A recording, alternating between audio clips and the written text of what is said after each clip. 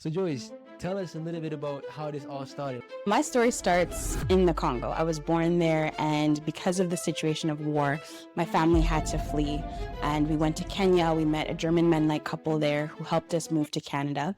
I think the Congo story isn't just my story because I'm Congolese, it's everybody's story because we have an impact on what happens there.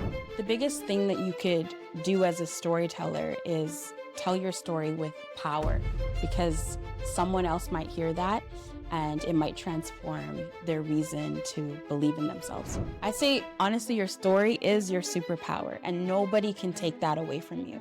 No one has your specific story, where you grew up, the experiences you had. It's unique to you, and only you can tell it the way that you do. Because if you don't know who you are, people will tell you who you are.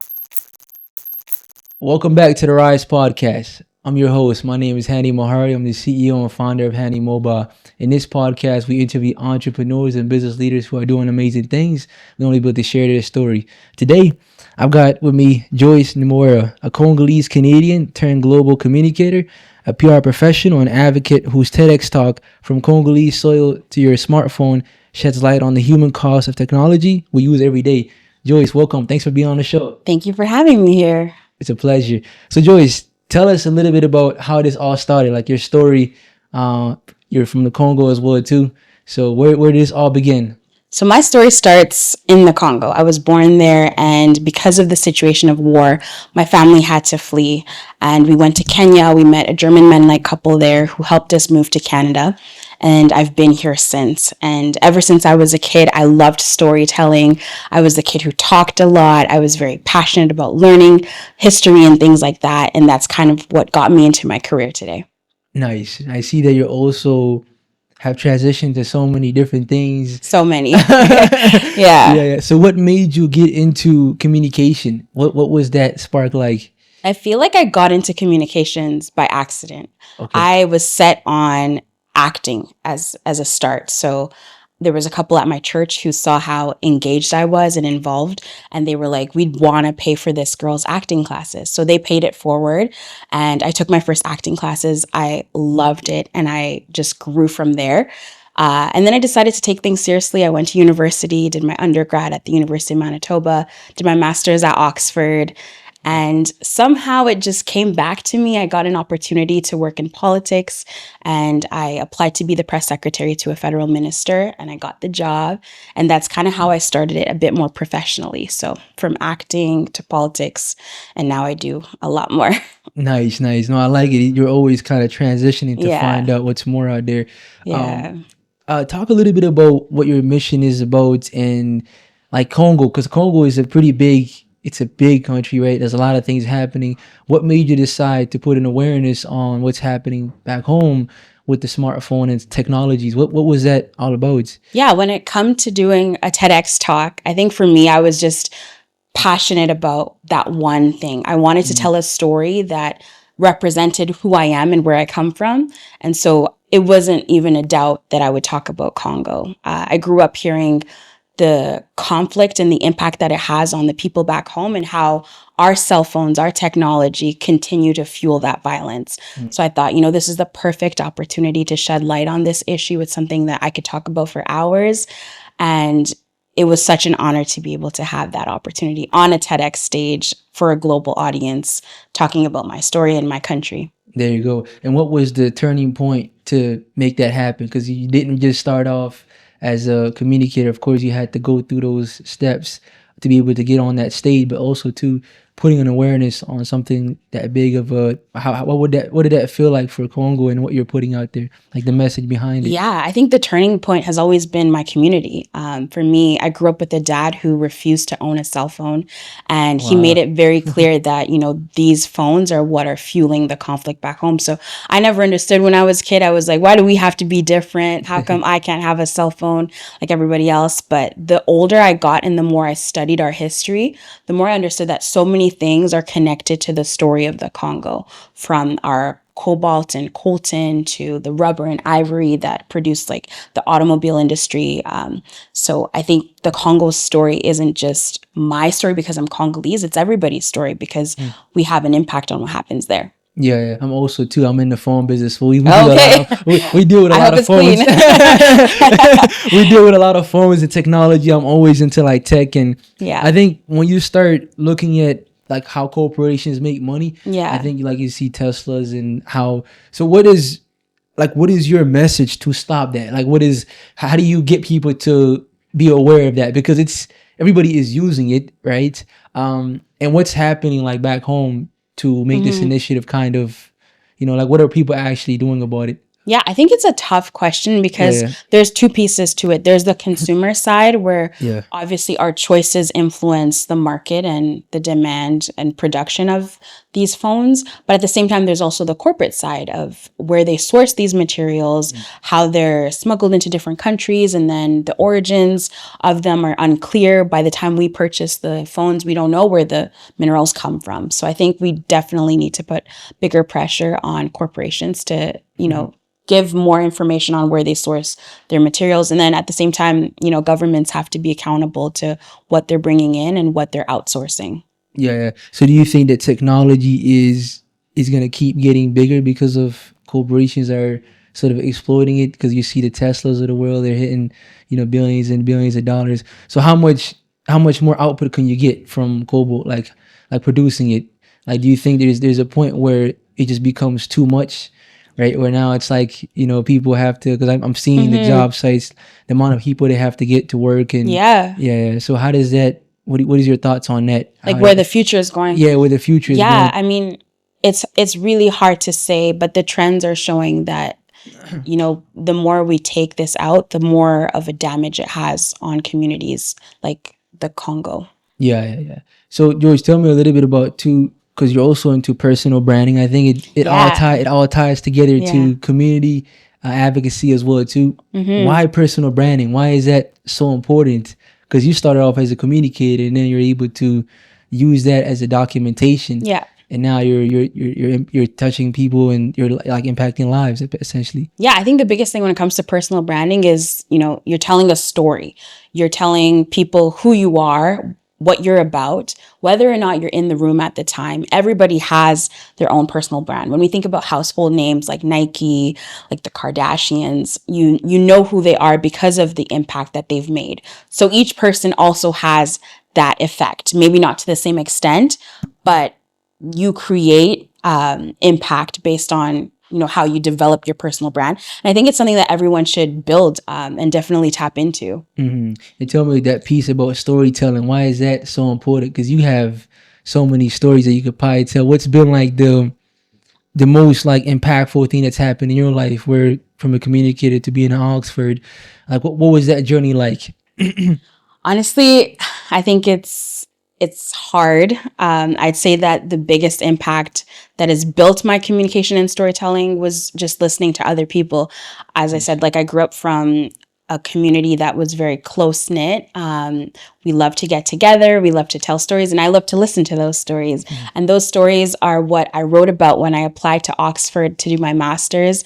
And then I got in, and again, I did my master's thesis on stories again, studying like women and sexual violence in the context of conflict. So I studied, like, I worked with survivors and heard their stories and amplified those stories. So I think the biggest thing that you could do as a storyteller is tell your story with power, because someone else might hear that and it might transform their reason to believe in themselves. So how does someone get on stage on a TEDx talk and actually share their story? What was that pressure like? Because I know it's people are listening to you. A Yeah. lot of people. What did that feel like to get on stage and be able to tell that story in front of so many people? It's so interesting because when people ask me that question, it's like, okay, TEDx was like the big moment. But I feel like what led to TEDx, the small moments, the times where I like spoke at a protest, the times where I did a presentation at school, the times where I spoke at an event, like all those little moments led me to the TEDx stage. And that felt like all of those moments, like together, built me into that position. So for me, it was a hard journey, but it was also something that I worked towards and earned in a sense. TEDx was a catapult in my career, I'd say. It made me remember how much I love telling stories, how much I love public speaking. And it reminded me just how fun it is to dive and deep into your passion. Yeah. No, I completely agree with you too. I think it's about repetition. Like, it's not like you didn't just wake up one day like, I'm going to be a TEDx speaker. No, it came with a lot of practice, like hours of writing, practice, memorizing. And it's the same thing with content. People think like, how are you producing so much? It's just like, I'm also, when you're producing content too, you're also looking to find your voice, because everybody has a voice, but you don't know who your target audience is. So now you're trying to, you're implementing your different things. Maybe you're talking about your business, maybe you're talking about your community. So I think, how did you find your voice though? I'm trying to figure out, like, what was that like to be like, okay, like, I actually want to study this and look at what's happening in the Congo, to be able to actually study this piece. Because most people are like, they probably don't know where to start. They probably have no idea. So, because a lot of people talk about they want to become an expert, but first you have to find your voice. Right. And your voice, sometimes everybody is good at something. So for you, how did that come about?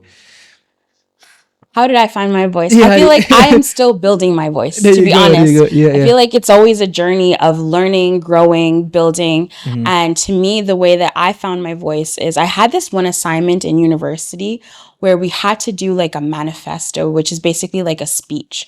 And I remember being really nervous about it. But I wanted to have fun with it because, like I said, I had an acting background. So I wrote my speech and then I performed it. And like at the end of the speech, people were in tears. And I was like, it just reminded me how powerful your story can be, how powerful your voice can be. And I realized at that point that like I had a gift that I definitely had to use better. So I decided to build it from there. Like I poured into my community, I poured into my passions, and that helped me build the voice that I have. So when it comes to like what niche areas, to me, I think that, you know, you build off of what you can speak about without hesitating, without being tired, something you can go off the marks with. So for me, it's always been about human rights, about community, about history, and that's how I built my voice. I think you're studying,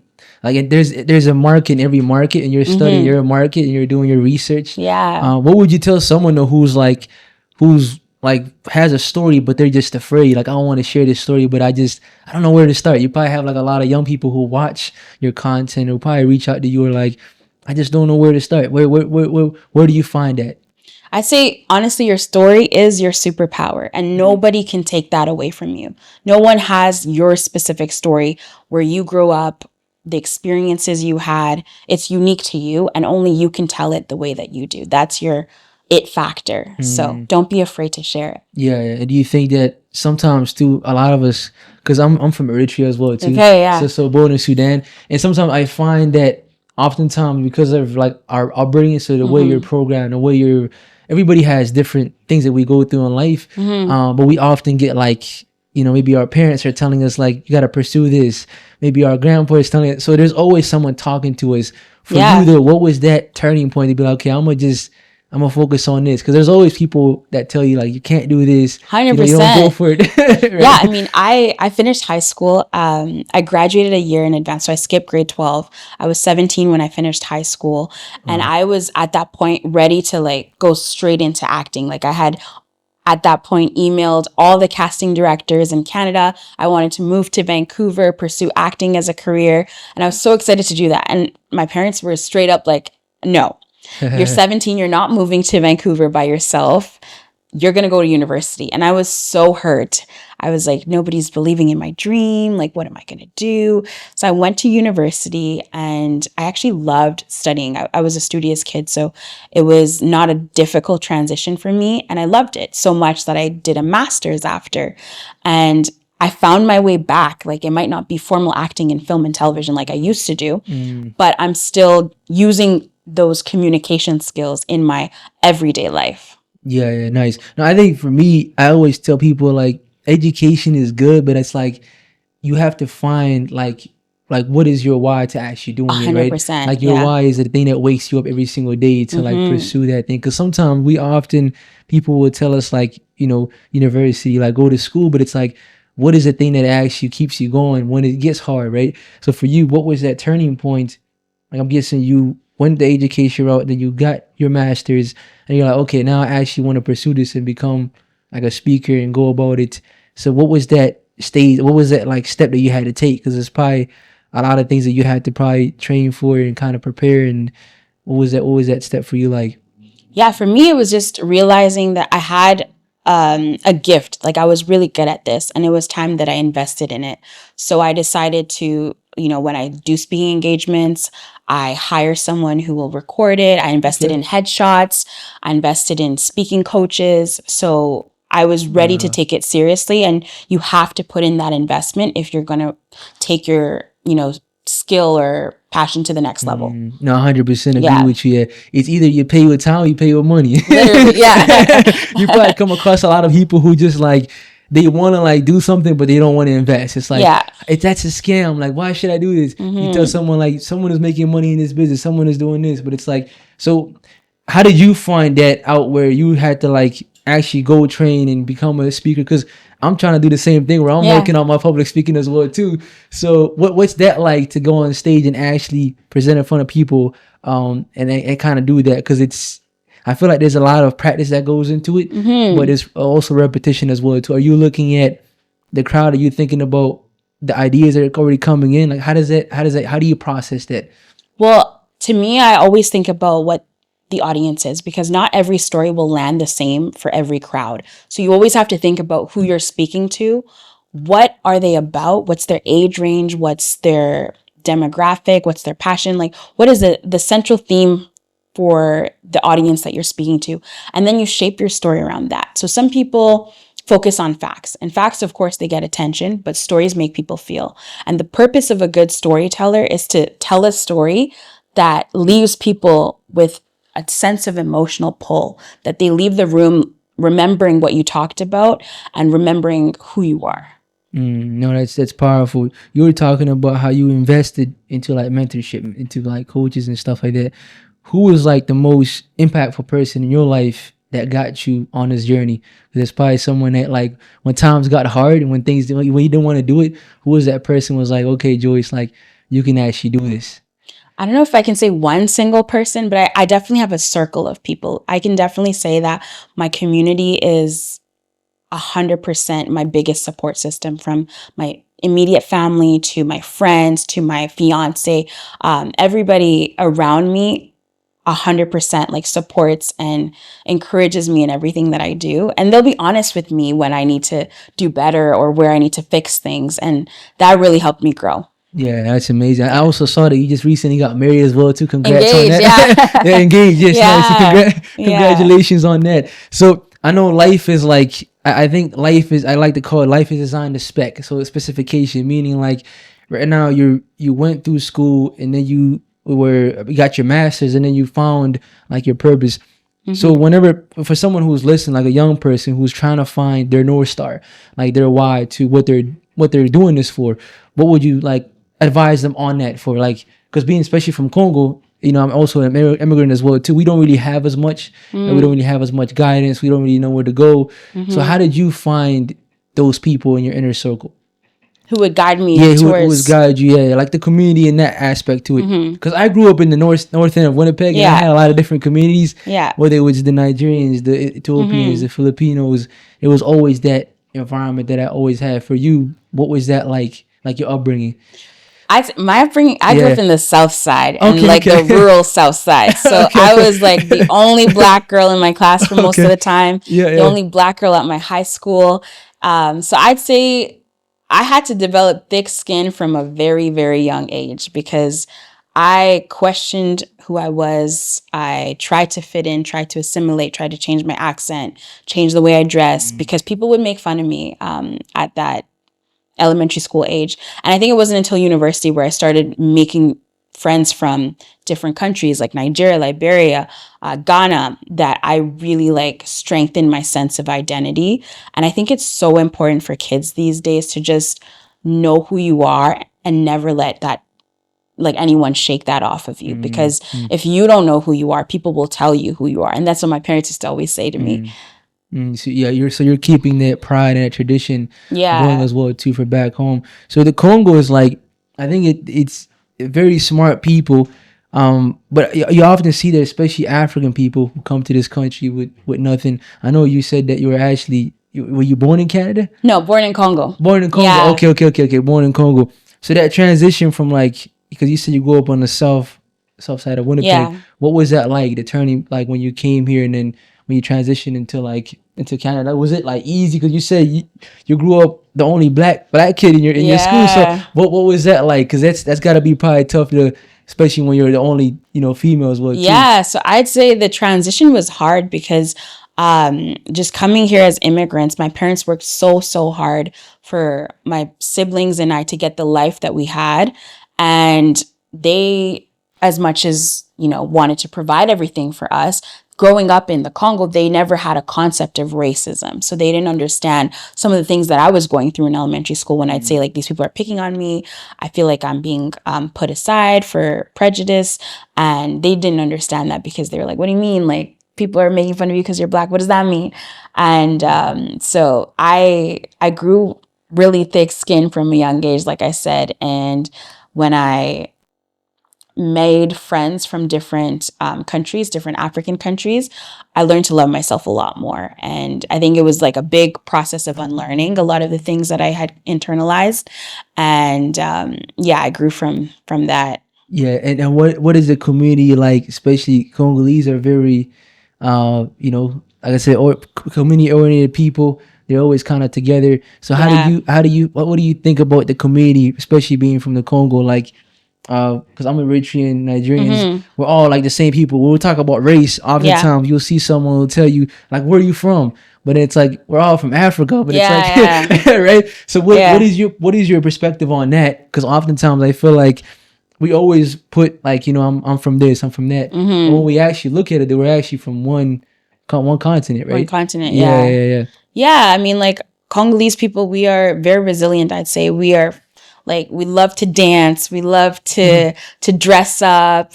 We are known for our music, our culture. Like we are such a vibrant country and community. And in Winnipeg, yeah, the Congolese community is what shaped me. Like like I said, I grew up going to fundraisers, speaking at protests, and all of that shaped the person that I am. And even though I didn't grow up in the Congo, I grew up with such a sense of pride of where I came from. And I think that was so important for me as a young kid who was an immigrant to Canada, but also having a deep love for my country back home. Yeah, no, that's good. Tell me about the research of like actually discovering the cobalt and like understanding that market. Like, how much did you actually put into like learn that? Because that's got to be like a very big topic. Most people probably look at it on the news, but for you being from Congo, what was that like to go and actually research and get the information? Yeah, so I did that for my TEDx talk, and that research was, you take months doing the research, you write the speech, you practice it with a coach, and then you deliver the talk. But before that, when I was doing my master's, I actually went back to the Congo, and that was the first time that I was back since my family had left when I was 1.5 years old. So it was an emotional experience, but it was also really it was a prideful experience too, to be able to truly go back, see where my parents were raised, see my grandparents, see the place where I was born. All of that just meant so much to me. And I feel like it healed me in a sense of the home that I never got to grow up in, to be able to see that with my own eyes. Nice. And you went there recently, or was that That was in 2019. 2019? Yeah. Wow. So Joyce, going back again, like what did the journey from Congo to Oxford really teach you about like identity, purpose? What was that like? I think it was a big lesson in believing in myself. I grew up around not knowing anyone who had ever gone to Oxford. So to me, it was like a dream that felt like a long shot. But I'm also the type of person who, like, if you tell me I can't do something, I'm 100% going to do it. So I applied to 7 universities at the time. So I just threw it out there, and surprisingly, not even surprisingly, like I got into all 7, and it was such a reminder that like I'm qualified and capable of getting into these spaces. And I always say that getting into Oxford is one thing, surviving it is a whole other story. It's a very rigorous academic environment. You're in a school where everybody is top of their country, top of their city. So it can be competitive. But what really grounded me while I was there was just remembering, you know, how hard I worked to get there, and also not taking it too seriously. Like, yes, I was there for school, but I also made really great friends. I had a really good time learning, getting together with people, and just building those friendships that I'm still close with to this day. No, I like that you applied a 7 and then you finally got the All response 7. back. Yeah. I like it. So Joyce, tell me about the like going from Oxford, but also to like the starting point, because a lot of people always want to start something. We were talking about earlier, Yeah. you know, starting a podcast. Most people want to do it, but they don't understand they actually have to start. Yeah. So for you, the communication aspect to it, and actually just jumping off and just wanting to do it on front of a stage, you had to get the repetitions going.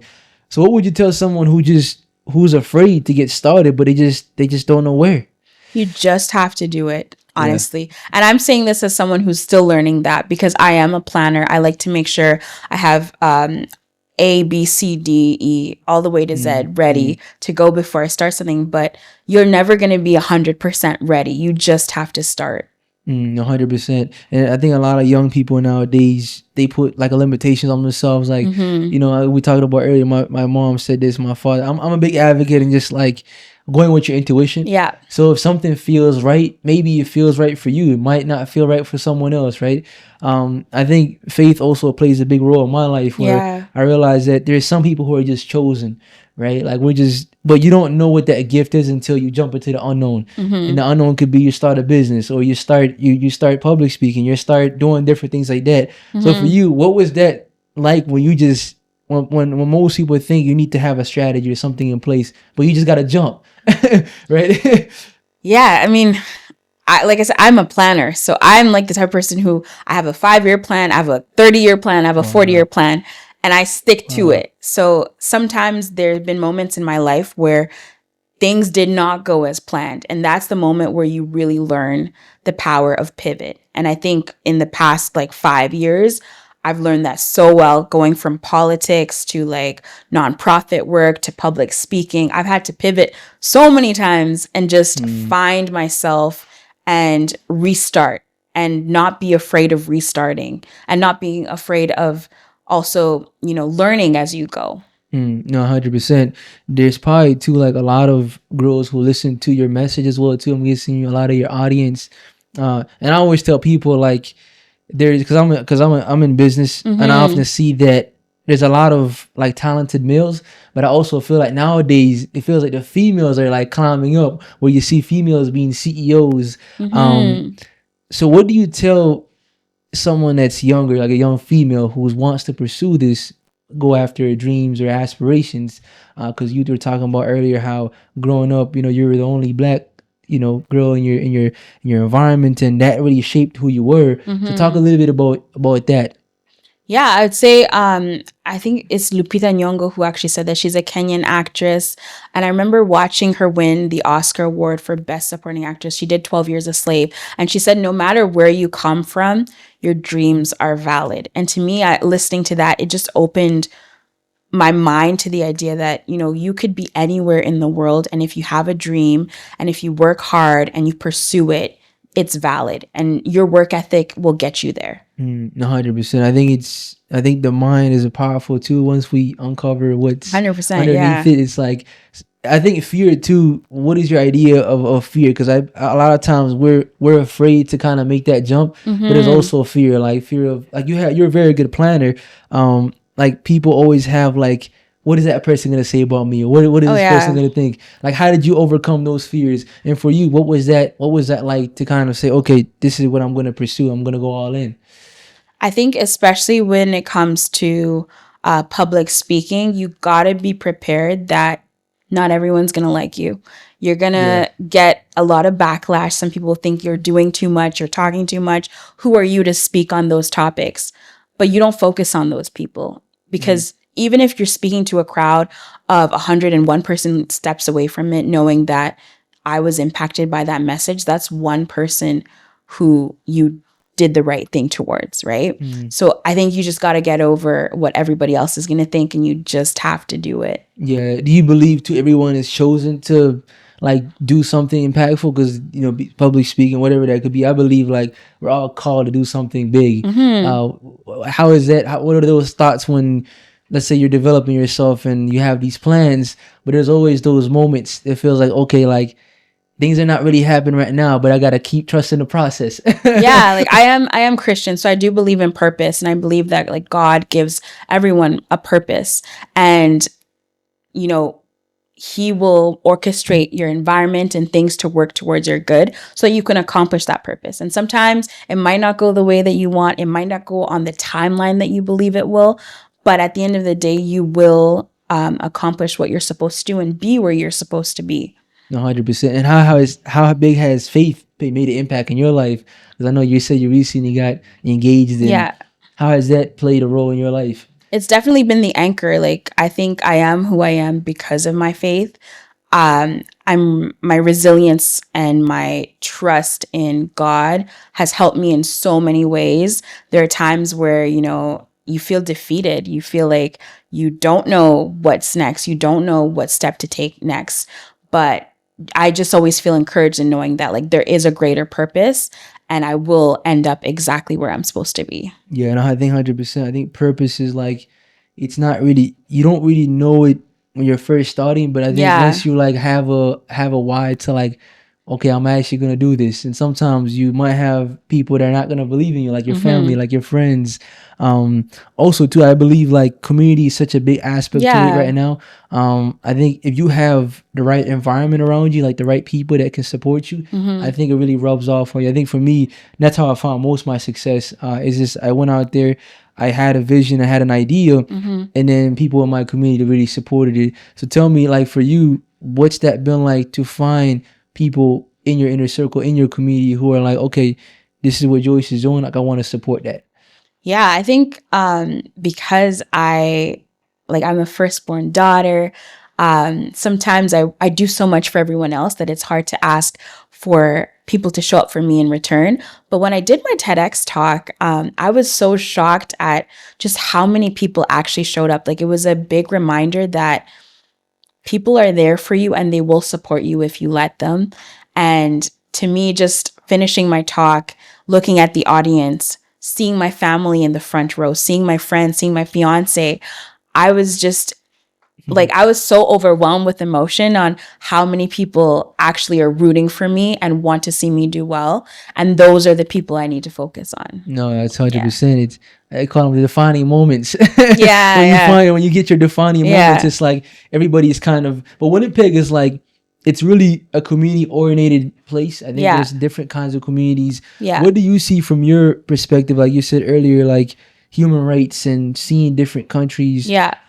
Why do you think that, let's say Africa, for example, people assume that Africans come to this country and they have all the opportunities, right? But what they don't know is there's a lot of barriers. There's a lot of barriers, right? Like you were talked about earlier. So tell me a little bit about that. What most people who won't really understand, when you're coming here, you're starting from zero. Yeah. But now you have to like really build your way back up, right? Yeah. And I think a lot of us, we come from different circumstances. Like, some of us do come from situations of war. Some of us come because we want a new opportunity. Some of us come as students. Everyone has their own story, right?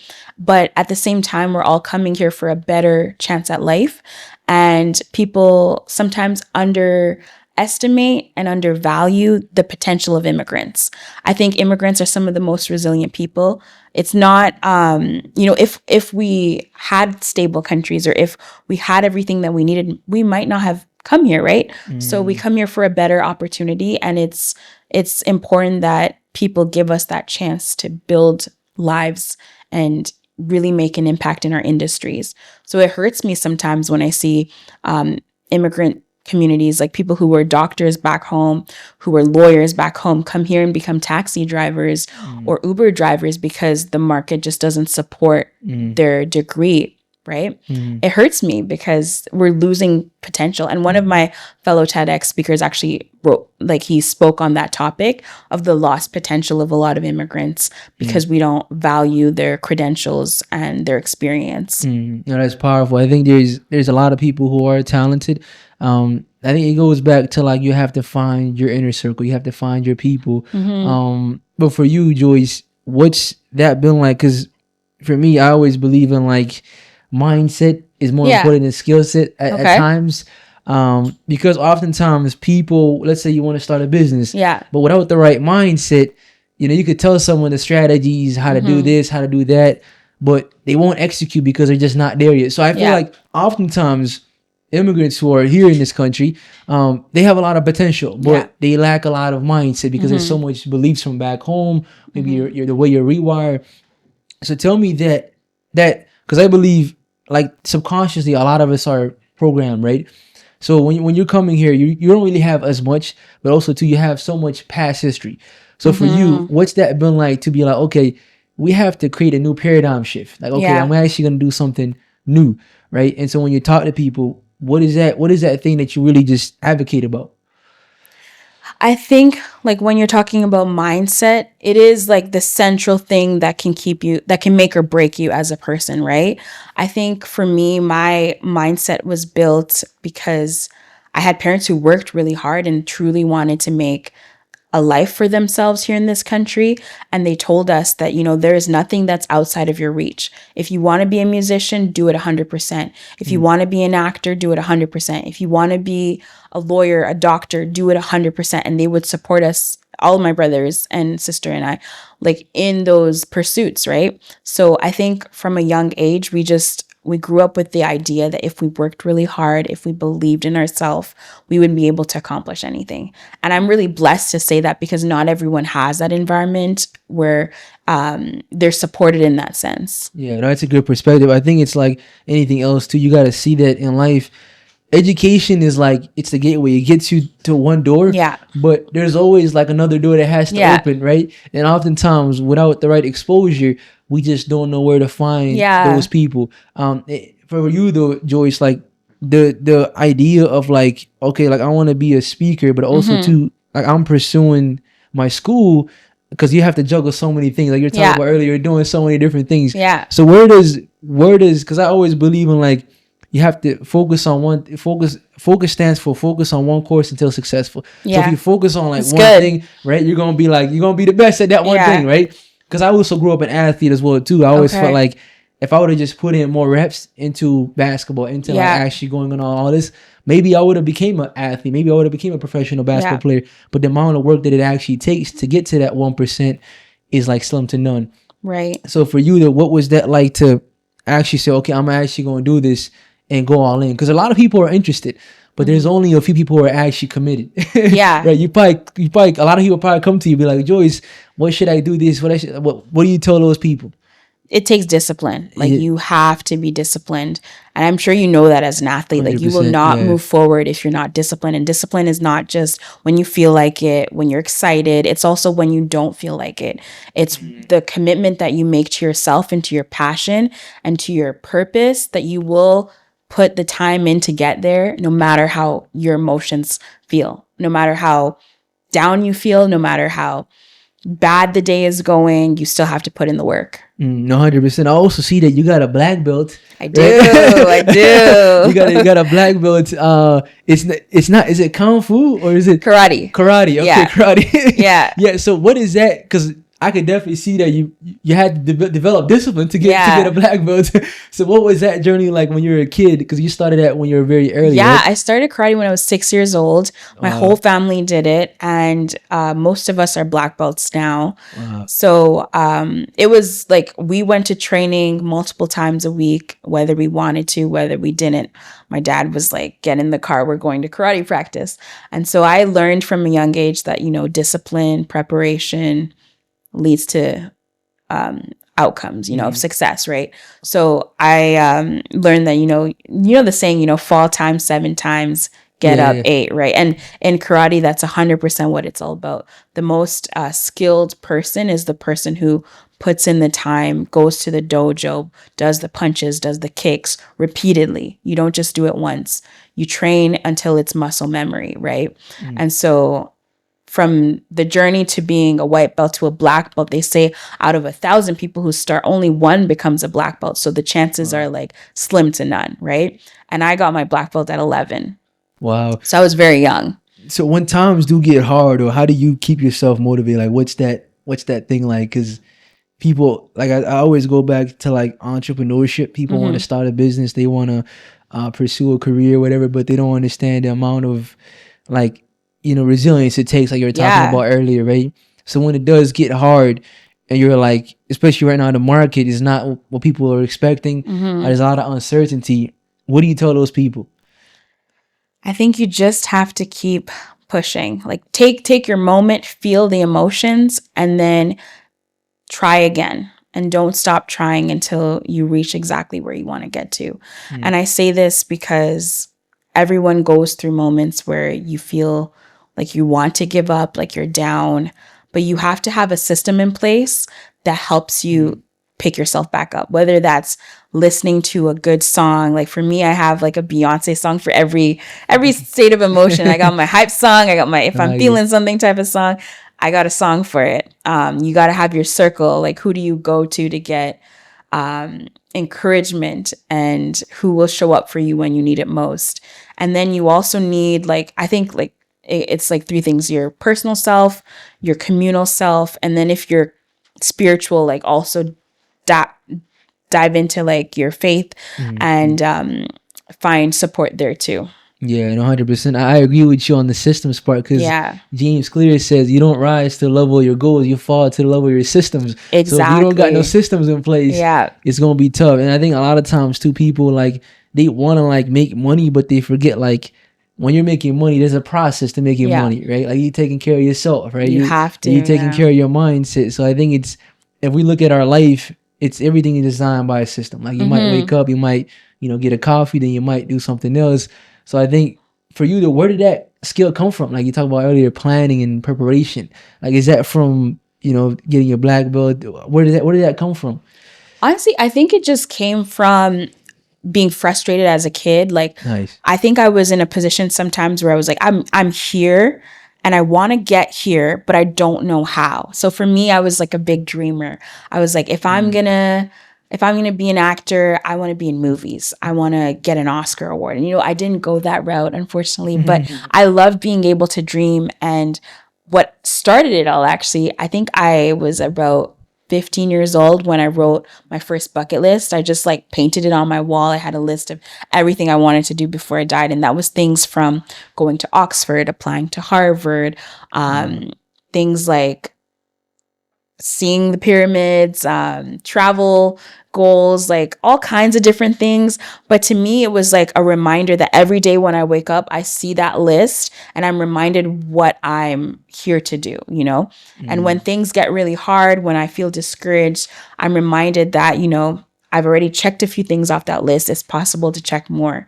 And that's where I really started planning. It really helped me like ground myself and give me a sense of hope for the possibility of, where I wanted to take my life. No, I really like that a lot, because I think like planning and like goal setting is so important. We often look at where we are today, but we forget to look at the process to how we got here. Because you're talking about like, Oxford to getting, seven invitations to school. And then it's like, there's so much that happens in between, right? Yeah. So how do you stay composed during the process? Like, how do you stay like, okay, like we're going one step to our goals, but how do we stay composed? Because a lot of times nowadays, especially young people, they always want it fast. They're like, I want to start this and I want to go over here. You want the results. You want the results. You want it to happen fast. But it's like, for you, where did that mindset come about? Yeah, I just really believe that like your character is built in the process, in the in between.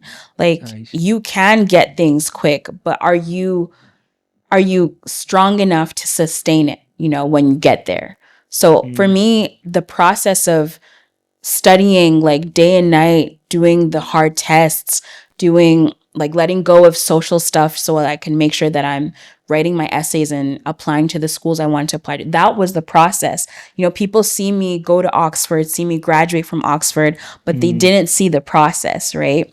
And that was not built just by showing up. That was built in the long hours, in the early mornings, the late nights. That was the process, right? Same thing when it comes to having a black belt. Like, you see a black belt, you don't see the hours and hours of training, the hours of perseverance, the pain that you had to put in when you were taking punches and throwing kicks. That's the process. And I think you really have to honor the process, or else you won't be able to sustain the reward. No, 100%. I think it's important to look at. I think focus and clarity is going to be very important, especially nowadays. There's so many like shiny objects out there. Everything is kind of coming at you. Social media, people are telling you what to do. But Joyce, for going back to Congo, I think that market is so big and wide. What do you see the future for people who are from the Congo, or who are just coming here to learn, to observe, to join a community? What do you like? Tell us a little bit about that. Like, what do you see the future for the Congo? Yeah, I think that, so first of all, like, Africa in general has, like, in a few years, it'll have the largest youth population. And I think youth are the future, of course, with the way that technology is going, where AI is going. Youth are finding really innovative ways to be engaged in, where the technology is going. So the future that I see is one that really involves a lot of the youth in the path towards like where technology is going. I want to see more like innovators. I want to see more creators. I want to see more businesses built off of it. And I don't want us to be left behind. Yeah, I think Africa is like, 'cause I'm a heavy believer too. Like, I've actually tried, because I'm from Eritrea, but we have like different regulations and systems. Like, you can't invest into like Eritrea because the there's so much control in that, right? But I'm a believer in like Africa. Like you said, I tell people all the time, like, we created almost everything. If you look at light bulb, if you look at the things we've created, even going back to history. So for yourself, when you were studying people who are successful in that field, what are some of the names that you really looked up to? Like some African leaders or... I definitely say Patrice Lumumba. He was the first prime minister of Congo who was unfortunately assassinated for his beliefs, but he always had a belief that Congo is for Congolese people. And he always said that one day, the day will come when history will speak, and that history will be a history written by Africans for Africans. It won't be other people writing our stories, but it'll be us sharing those stories. And I think that has been like such a motivator for me as I'm doing storytelling, as I'm doing research on the academic side, but also public speaking. It's also just amplifying those African Black stories, and in ways that, we haven't had the spotlight on before. Yeah, I think Africa has a lot of potential, and I think we got to utilize our potential. We don't want to waste it, right? Everybody has a gift. So Joyce, tell me, like, because right now you're focused on communication, which is something you're focusing more towards. What does that look like, and what is that like role actually kind of like for yourself? So right now, as I mentioned, like, I'm trying to really branch into my public speaking professionally. So I'm building that branch of my career. I'm trying to get a website going, take more speaking engagements, and also price myself where I'm at. And at the same time, like, I'm helping different nonprofits with their communication strategy, and just growing in that area. Nice. No, I think nowadays content is like the new king. Like, content is king, because without content, it's like anything else doesn't really kind of go as much as it used to. So Joyce, what does the future look like for what you're looking to build? Because I know you're thinking, you're a forward thinker. So Sure. That's something I'm also working on as well too. Especially like, because I got a business, I got ideas, I got a community that I want to impact, I want to help. So for you, what does that look like? What is, like, let's say 3 years or 4 years look like for what you're trying to build and create, and like I said, just make an impact? I know. I think for me, having worked in communications and advocacy, I really found that at the end of the day, the impact that I want to make cannot be made without taking my career to the next level. And to me, that's going to law school, which is scary because it means I'm going to go back to school and maybe restarting and pivoting again. But I really do think that the impact that I want to make will be strengthened with the law degree. And I really want to be able to be like a leader and a thought leader in legal policy. Wow, that's a big one. Yeah. Yeah. That's a really big. So do you feel like, let's say, because I'm a big believer in just like, you have to, there's education and there's self-education, right? Do you think that nowadays, especially with AI technology coming in, someone could essentially get like 10 years worth of knowledge in this, like this technology that we have, right? So for you, how do you stay advanced with times like this when it comes to, going to school and pursuing your dreams and your aspirations, especially with technology? Yeah. I think like I'm very old school. I'm still like a big reader. I love to read. I think reading is the best way to like expand your mind, your vocabulary. Like it really builds your critical thinking skills. And I don't think anything can replace like a good book. AI can do what it wants, but obviously like it's a technology that you get out what you put in, and it is still very biased. Like there are still many issues with the information that AI has access to and what it puts out. So I still love to read, and I think that people should definitely still pick up a good book, like learn about history, learn about politics, read the news, and just stay informed in that sense. Yeah, I think we're studying two different things. I'm more into personal development, you're more into history. Yeah, so I think you have to. But still, you could learn on that side too, right? There are books for that. There are like YouTubers, like whatever your learning style is, you can find a way to learn it. Yeah. So what are your three top books? 3 books that you recommend anybody to read?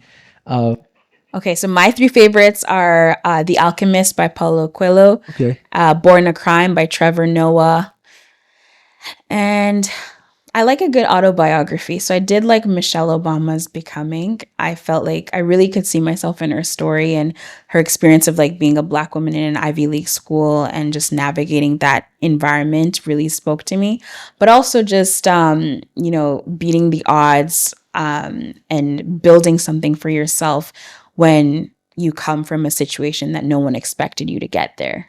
No, I like that list a lot. I think that's a great list. The Alchemist is a good one. I haven't heard the second one yet. Yeah. But Michelle Obama, I could definitely see like, your character and your set of what you're developing, Thank you. right? Because you're really big about it. For me, I think I'm more of the 3 books that probably made an impact on my life. It'd probably be, number 1 would be Think and Go Rich. I don't know if you read that's a Think good and Go one. Rich by Napoleon Hill.